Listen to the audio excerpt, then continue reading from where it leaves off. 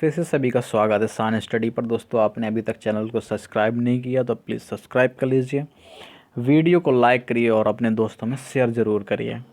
दोस्तों, अभी हम पिछले पर्यावरण की 3 क्लासें ली थी, उन पे एक प्रैक्टिस सेट किया था जिसमें उन्हीं क्वेश्चनों को रखा गया था जिनमें जो एग्ज़ाम में आए हुए हैं, किसी न किसी एग्ज़ाम में C TET, TET, UP TET वगैरह जितने भी स्टेट टेट्स हैं उनमें आए हुए हैं, या आने के बहुत काफ़ी इम्पोर्टेंट है, सुपर टेट में भी पूछे गए हैं। दोस्तों, उसी से ये अगला प्रैक्टिस सेट लिया, प्रैक्टिस सेट नंबर 2। प्रैक्टिस ये 2 सेट कर लेंगे, उसके बाद आगे और पढ़ेंगे, उसके बाद फिर अगले प्रैक्टिस सेट पढ़ेंगे। तो ऐसे ही पढ़ते रहेंगे जब अभी एग्ज़ाम के लिए अब लोगों के पास काफ़ी टाइम है। आगे चलते हैं, तो शुरू करते हैं क्वेश्चन नंबर 1। क्वेश्चन नंबर 1 कह रहा है कि क्योटो प्रोटोकॉल के तहत कितने गैसों को ग्रीन हाउस गैसों का दर्जा गया। क्योटो प्रोटोकॉल के तहत कितने गैसों को ग्रीन हाउस गैसों का दर्जा दिया गया है। Option A 4, option B 6, option C 8, option D 5। तो इसका सही आंसर है ऑप्शन बी 6। क्योटो प्रोटोकॉल के तहत 6 गैसों को ग्रीन हाउस का दर्जा दिया गया। वो गैस कौन कौन सी हैं? तो पहली है CO2 यानी कार्बन डाइऑक्साइड, दूसरी है मीथेन यानी CH4, तीसरी है नाइट्रस ऑक्साइड N2O,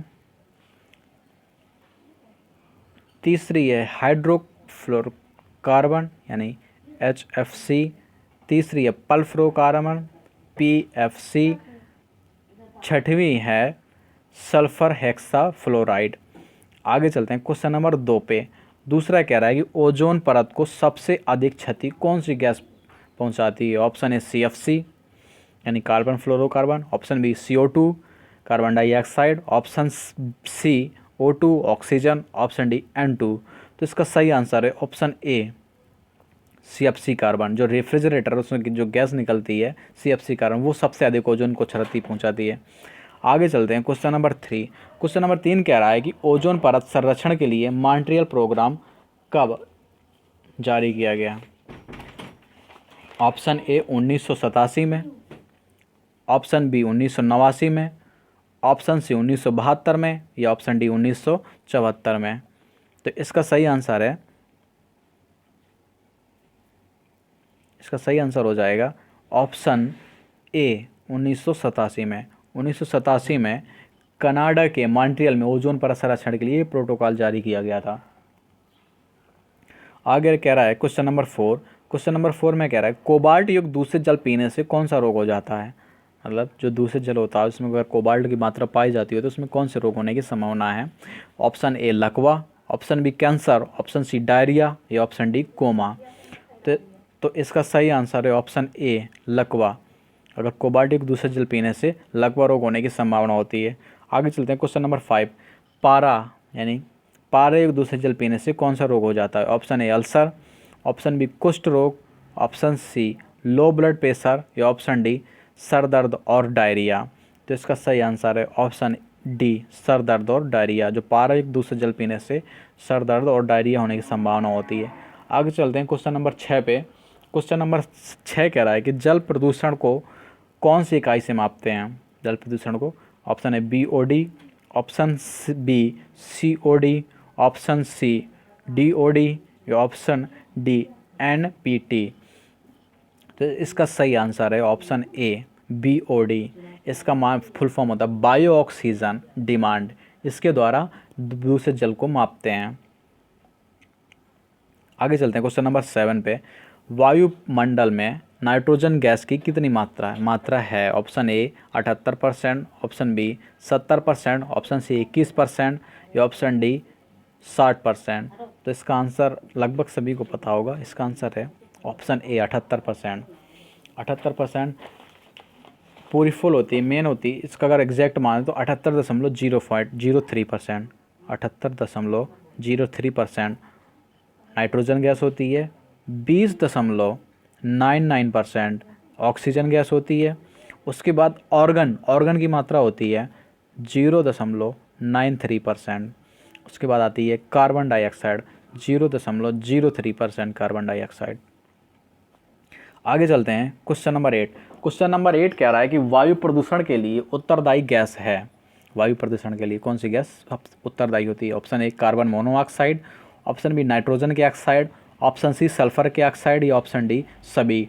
तो देखो कार्बन मोनोऑक्साइड तो होती ही है, नाइट्रस के ऑक्साइड भी होती हैं, सल्फर डाइऑक्साइड भी दम घोटू गैस मानी जाती है। तो इसके लिए वायु प्रदूषण के लिए सभी, इसका आंसर हो जाएगा सभी। सभी गैसें वायु प्रदूषण के लिए उत्तरदायी होते हैं। आगे चलते हैं क्वेश्चन नंबर 9 पे। क्वेश्चन नंबर 9 कह रहा है कि अम्ल वर्षा से कौन से रोग उत्पन्न होते हैं? ऑप्शन ए जुखाम और खांसी, यानी खांसी जुखाम, ऑप्शन बी नींद आना, ऑप्शन सी नेत्र और त्वचा रोग, ऑप्शन डी इनमें से सभी। तो अम्ल वर्षा से नेत्र और त्वचा रोग होते हैं, तो इसका आंसर हो जाएगा ऑप्शन सी नेत्र और त्वचा। अम्ल वर्षा क्या होती है? अम्ल वर्षा के बारे में जान लें थोड़ा सा। सल्फर डाइऑक्साइड और नाइट्रोजन डाइऑक्साइड वायुमंडल की नमी में मिलकर नाइट्रिक एसिड और सल्फ्यूरिक एसिड का निर्माण करते हैं, यानी HNO3 और H2SO4 का निर्माण करते हैं। यही वर्षा जल के साथ भूमि पर आ जाते हैं, जिनसे नेत्र और त्वचा रोग उत्पन्न होते हैं। ये संगमरमर जैसी इमारतों के लिए बहुत नुकसान पहुंचाते हैं, तभी ये ताजमहल का रंग पीला होता जा रहा। आगे चलते हैं क्वेश्चन नंबर 10 पे। किसान मित्र किस जीव को कहा जाता है? ऑप्शन ए बैल, ऑप्शन बी केचुआ, ऑप्शन सी टिड्डा, ऑप्शन डी गाय। तो इसका सही आंसर है ऑप्शन बी केचुआ। केचुओं को किसान मित्र कहा जाता है। आगे चलते हैं क्वेश्चन नंबर 11 पे। क्वेश्चन नंबर 11 कह रहा है कि किस शैवाल और कवक को जैविक खाद के रूप में प्रयोग किया जाता है? Option A Rhizobium, option B Azolla, option C mycorrhiza या ऑप्शन डी इनमें से सभी। तो इसका सही आंसर है ऑप्शन डी इनमें से सभी। सभी को जो जैविक खाद के रूप में प्रयोग किया जाता है। आगे चलते हैं क्वेश्चन नंबर 12 में। 12 कह रहा है कि बायोफार्मिंग यानी जैविक खेती अपनाने वाला भारत का पहला राज्य है। Option A Punjab, option B Sikkim Uttar Pradesh, option C Sikkim और ऑप्शन डी असम। तो इसका सही आंसर है ऑप्शन सी सिक्किम।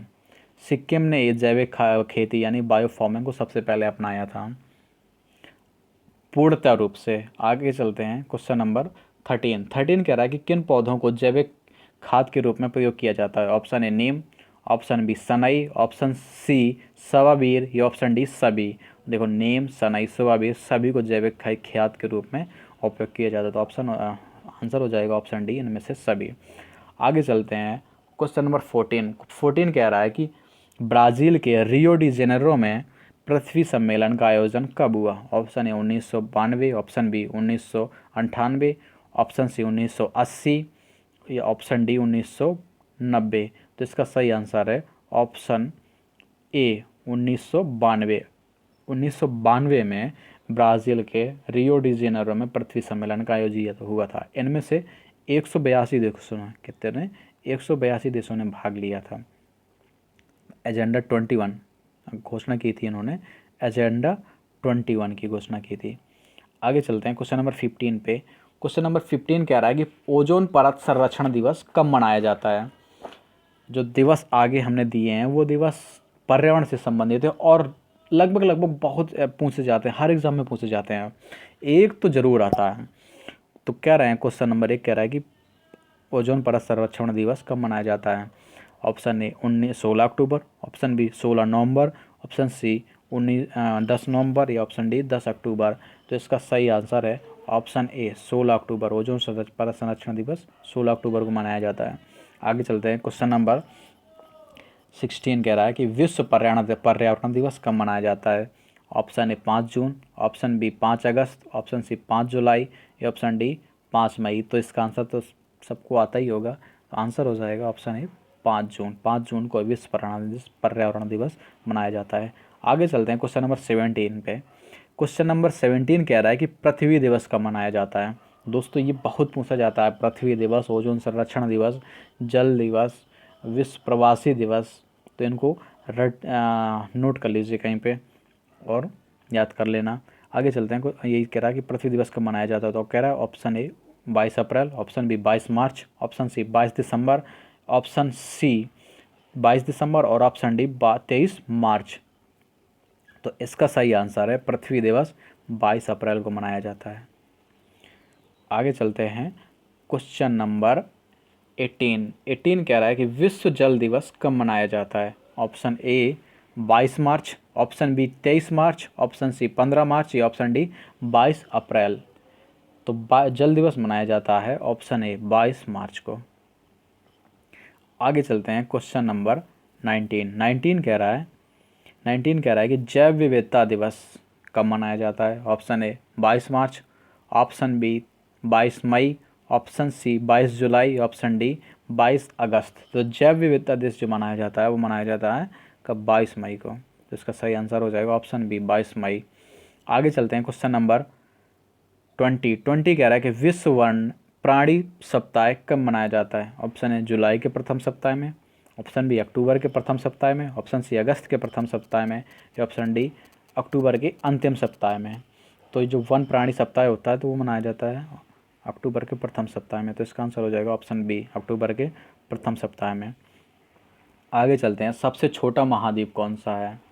तो इस ऑप्शन है Europe, option B Africa, option C उत्तरी अमेरिका या ऑप्शन डी ऑस्ट्रेलिया। तो इसका आंसर लगभग पता होगा सब लोगों को। सबसे बड़ा जो द्वीप है वो है एशिया। एशिया के बाद आता है अफ्रीका, अफ्रीका के बाद उत्तरी अमेरिका, अमेरिका के बाद दक्षिणी अमेरिका, फिर अंटार्कटिका, फिर यूरोप, फिर ऑस्ट्रेलिया। तो इसका आंसर हो जाएगा ऑप्शन डी, सबसे जो छोटा द्वीप है वो है ऑस्ट्रेलिया। आगे चलते हैं, तीन और स्थल से घिरे क्षेत्र को क्या कहते हैं। ऑप्शन ए प्रायद्वीप, ऑप्शन बी द्वीप, ऑप्शन सी खाड़ी या ऑप्शन डी अंतरीप। तो देखना इसका आंसर हो जाएगा तीन ओर से घिरे स्थल को कहते हैं ऑप्शन ए प्रायद्वीप। जो तीन ओर से जो तीन ओर से स्थल है, यहाँ सब स्थल है, बीच में ये जल भरा है, इस क्षेत्र को क्या कहते हैं द्वीप। अब द्वीप क्या कहलाता है, जो चारों ओर से पानी से घिरा हो, जो चारों ओर से पानी से घिरा हो वो द्वीप कहलाता है। खाड़ी क्या होती है, खाड़ी जो तीन ओर से स्थल से घिरी हो, वो था जो तीन ओर से जल से घिरा हो तो प्रायद्वीप कहलाता है। और अगर तीन ओर से स्थल से घिरा हो तो वो खाड़ी कहलाती है, जैसे बंगाल की खाड़ी। और प्रायद्वीप अरब का प्रायद्वीप। और अंतरीप क्या होता है, वह पतला सा भूखंड जो तीन ओर से समुद्र से घिरा हो, बिल्कुल पतला पतला भूखंड जो समुद्र से घिरा हो, अंतरीप कहलाता है। आगे चलते हैं क्वेश्चन नंबर 23 पे। 23 कह रहा है सबसे बड़ा द्वीप कौन सा है। Option A Greenland, option B New Guinea, option C Madagascar या ऑप्शन डी बोर्नियो। तो इसका आंसर है ऑप्शन ए ग्रीनलैंड। जो ग्रीनलैंड है इस सबसे बड़ा द्वीप है, इसका क्षेत्रफल है 27 लाख वर्ग किलोमीटर, जो डेनमार्क के अधिकार में है। आगे चलते हैं क्वेश्चन नंबर 24। पाक जल संधि किन दो देशों के बीच में है। ऑप्शन ए भारत और पाकिस्तान के, बी भारत और बांग्लादेश के, सी भारत और चीन के, ऑप्शन डी भारत और श्रीलंका के। तो जो पाक जल संधि है वो भारत और श्रीलंका के। तो इसका आंसर हो जाएगा ऑप्शन डी भारत और जल संधि है। जो भारत, इंडिया और जो ये श्रीलंका है, इनके बीच की जो ये है इसी को बोलते हैं जल संधि। तो यही भारत और में पाक जल संधि के रूप में जानी जाती है।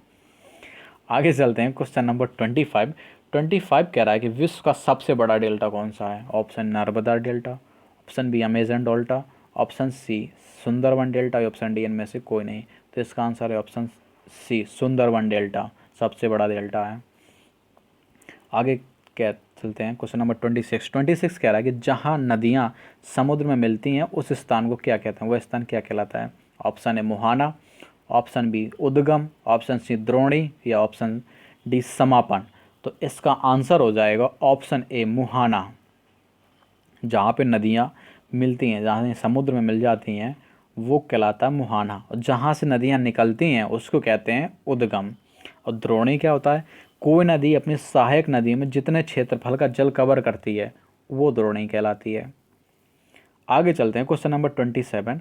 प्रवाह की दृष्टि से विश्व की सबसे बड़ी नदी, प्रवाह की दृष्टि से पूछ रहा है। ऑप्शन ए नील नदी, option B Brahmaputra, option C Amazon या ऑप्शन डी मिसिसिपी। तो इसका आंसर है ऑप्शन सी अमेजन। जो प्रवाह की दृष्टि से सबसे बड़ी नदी है वो अमेजन है, लेकिन अगर सबसे बड़ी नदी कहा जाए क्षेत्रफल के लिए तो ये है नील नदी। इसकी लंबाई है 6070 किलोमीटर नील नदी की। आगे चलते हैं क्वेश्चन नंबर 28 केरल की समुद्र तटीय झीलों को क्या कहा जाता है? Option A kayal, option B lagoon, option C basin या ऑप्शन डी मुहाना। तो जो केरल की जो झीलें होती हैं, जो केरल के समुद्र तट पर स्थित झीलें हैं ना, उनको बोलते हैं कयाल। तो इसका आंसर हो जाएगा ऑप्शन ए कयाल। आगे चलते हैं, क्वेश्चन नंबर 29 कह रहा है कि लैगून झीलों का जल स्रोत क्या होता है? ऑप्शन ए नदी, ऑप्शन बी समुद्र, ऑप्शन सी तालाब या ऑप्शन डी वर्षा जल। तो देखो लैगून झीलें खारे पानी की झील होती हैं, तो ऑब्वियसली इनका सब स्रोत होगा जल स्रोत समुद्र। दोस्तों अभी तक अगर आपने चैनल को सब्सक्राइब नहीं किया तो प्लीज़ सब्सक्राइब कीजिए और दोस्त वीडियो को शेयर करते जाइए, जिससे हमें भी वीडियो बनाने में प्रोत्साहन मिलता रहे। और कहीं पे ये क्वेश्चंस हैं जो नोट करते जाइए, जो टेट सीटेट तो निकल जाएगा, ये आराम से निकल जाएगा। इतनी अगर आप इतना भी थोड़ी सी भी अगर मेहनत कर लोगे तो सेट सीटेट तो निकल जाएगा। दिक्कत आएगी सुपर टेट में, तो सुपर टेट के लिए भी ये क्वेश्चन महत्वपूर्ण होंगे, तो कहीं ना कहीं नोट करते जाइए। आगे चलते हैं, प्रैक्टिस सेट का लास्ट क्वेश्चन कह रहा है कि विश्व की सबसे पुरानी और गहरी झील कौन सी है? सबसे पुरानी और गहरी झील। Option A Lake Baikal, option B Lake Superior, option C Caspian सागर या ऑप्शन डी अराल सागर। तो इसका सही आंसर है ऑप्शन ए लेक बैकाल। जो बैकाल झील है वो विश्व की सबसे पुरानी और गहरी झील है। कहाँ पे पाई जाती है, कहाँ पे है? ये है रूस में। ठीक, आगे चलते हैं। ये मीठे पानी की भी सबसे बड़ी झील लेक सुपीरियर है। आगे चलते हैं, बस आज यहीं पे समाप्त करते हैं। कुछ 30 हो गए। दोस्तों अगर आपने सब्सक्राइब नहीं किया तो प्लीज़ शान स्टडी, अगर आप सर्च करेंगे शान स्टडी सर्च करेंगे सबसे ऊपर आ जाएगा, वहाँ पे सब्सक्राइब कर लीजिए और अपने दोस्तों में शेयर करिए वीडियो को और लाइक भी करते जाइए। Thank you.